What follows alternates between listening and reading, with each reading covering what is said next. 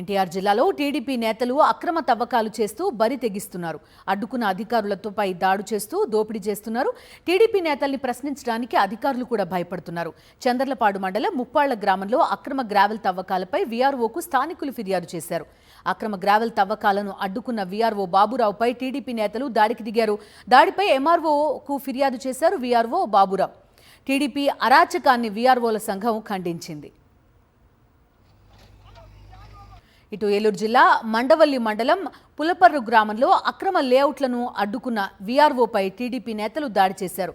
మోటూరు కాలువ మార్జిన్ని పూడ్చి అక్రమ లేఅవుట్ వేస్తున్నారు టీడీపీ నేత ముంగర ఏడుకొండలు. ఎంఆర్ఓ ఆదేశాల మేరకు అక్రమ నిర్మాణాన్ని ఆపేందుకు వెళ్లిన వీఆర్ఓను దుర్భాషలాడుతూ దాడి చేశారు.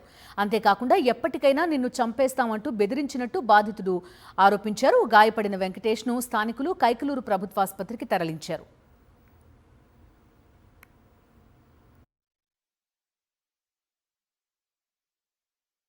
ఈరోజు మధ్యాహ్నం 12 గంటలకి మా తహసీల్దార్ గారు ఆదేశాల ప్రకారం, మండవల్లి ఎంఆర్ఓ గారు ఆదేశాల ప్రకారం పులపర్రు ఏరియాలో మోటార్ కాలువ రోడ్డు మధ్యన కూర్చివేస్తున్నారని సమాచారంతో అక్కడ చేరుకోవడం జరిగిందండి.